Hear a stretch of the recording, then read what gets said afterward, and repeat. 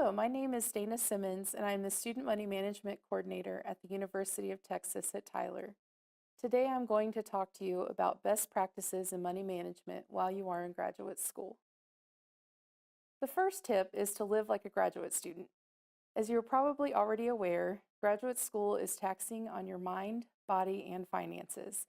It can be very expensive to pay for tuition while not working full-time and trying to live off of a graduate assistantship stipend. While in graduate school, the best thing you can do is live simply and cheaply. You don't need the latest and greatest electronics, furniture, housing, or food. You can live simply and still live well, making small sacrifices that will reduce your financial burden in the long run. Practice money mindfulness while you're in school. Consider how those small sacrifices and choices to not spend money unnecessarily will affect your lifestyle after college. If you live like a graduate student now, you will not need to live like a graduate student for the rest of your life. Quit comparing. College students so often compare their financial situation to those of their peers. These comparisons are harmful and can create unnecessary financial stress. Money affects how we feel about ourselves and others. If your fellow graduate student drives a new car and has a seemingly endless flow of expendable income, it can be easy to feel down about yourself because you don't have that same car or you're living on a strict budget. Do not compare your financial situation to that of others. You are in graduate school, which is an achievement in itself. Do not let the strict budget affect how you view yourself, because your net worth is not indicative of your self-worth. Everyone has their own views and practices on money and make their own lifestyle choices. Make the best financial choices for you, even if those are different from your peers. Create a budget and stick to it. Whether you make $300 a month or $3,000 a month, you still need a budget. College students often tell me they don't have money to budget, but then in the same sentence tell me they're holding down a job with income. If you have any money coming your way during the semester, whether from a job, financial aid refund, or relatives, that is considered income, and it needs to be budgeted. Sit down at the end of each month, see how you spent your money that previous month, and plan how your money will be spent the following month. The keys to a good budget are making a realistic plan and being honest with yourself when you don't follow the plan. You need to take responsibility and know where your money is going. No one will do it for you. Regardless of your income, you can still begin saving and investing now. Savings accounts require very little money to open and often require only small deposits each month to avoid fees. Even putting $25 a month in savings is a great habit to start now while you're in school. Investing is also easily done and often requires little to start. There are several free smartphone apps available to begin investing small amounts and watching your money grow. Many financial advisors will meet with you for a free first-time consultation and can offer you various investment options regardless of the amount you have to invest. Don't be concerned if you can only begin with a small amount. Everyone has to start somewhere.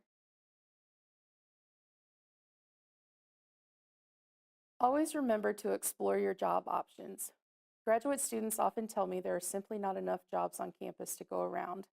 However, I also hear many of my colleagues looking for graduate students to fill crucial roles in their departments and looking for the particular skill sets I hear other graduate students say that they can't find a place for. What often happens is that graduate students look at the job boards, don't see what they want exactly, and give up early on in the semester.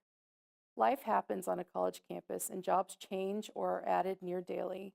If you accept a small position for a few hours each week, you never know how that position might increase in hours, wages, and duties over time, or what other possibilities may open up in that same department. You may not get what you want the first time, but building a solid resume and skill set while you're waiting for that ideal position will help you financially in the long run. You will have an income and you will be better prepared for future jobs. My most financially successful and money-mindful students are the ones who work hard in every position, no matter how small, and frequently search for new on-campus jobs to continuously move up while they attend school. Treat your loans and scholarships like monthly income. If you receive a financial aid refund of any sort, you need to budget that money just like you would income from a job, particularly if you are using the refund to pay for educational and living expenses while in graduate school, as so many students do. Financial aid refunds are not intended to be fun money to be blown in a week. You need to be careful how you spend and what you spend the money on. Budget your money and keep track of it. If you allow yourself to use small increments of a lump sum each month, you will be better prepared to budget job income later on, and you will learn the concept of delayed gratification in your spending. Graduate school is a good time to start building or repairing your credit. If you have no credit history, there are many student credit cards or secured credit cards with low credit limits that will allow you to start building a good history. If you have been bad with money in the past, now is a great time to research credit card options for rebuilding your credit. Use a reputable card company and beware of hidden fees. Using a credit card each month and paying it off each month will help increase your credit score over time. Be mindful of how much you are spending, and if you cannot control your card spending, you should not have a credit card.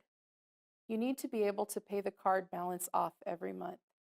Credit cards are a great financial tool and can be very beneficial, but they can also be dangerous if they're used recklessly. Know where your money comes from and if you need to pay it back. Loans, scholarships, and grants all refer to different pieces of financial aid, and they all have different terms. Unlike loans, scholarships and grants typically do not require you to pay them back unless you do not continue to meet the criteria for which you were awarded the scholarship or grant in the first place. Pay attention to what is required in the terms of your scholarships and grants and make sure you follow the guidelines from the entity which funds them. This will save you a big financial headache. Loans must be paid back, but all loans have different terms. You need to know who your loan servicer is, their contact information, and the terms of your loan. If your loan falls into repayment and you neglect to pay, the responsibility for rectifying that falls squarely on you. Keep on top of all paperwork and deadlines. There are a few good reasons why someone should end up in delinquency or default on a student loan, and many times those situations can be avoided if you simply communicate with your loan servicer. Finally, don't give up. Remember that graduate school is only temporary. You are a student for just a short while. Don't fall into despair over living cheaply or having to live within a strict budget. Don't get too upset if you neglect to stick to your budget for 1 month. You can start afresh next month when you make the new budget. Your financial options or lack thereof will not always look as they do now. You are completing a wonderful step in higher education by attending graduate school, and you will do great things upon graduation. The jobs available to you with a master's degree will change exponentially from just having a bachelor's degree, and the cost will be worth it in the long run. If you would like to learn more about money management as a student, set up a budget, or meet one-on-one with a financial counselor, you may visit our website or email or call me today.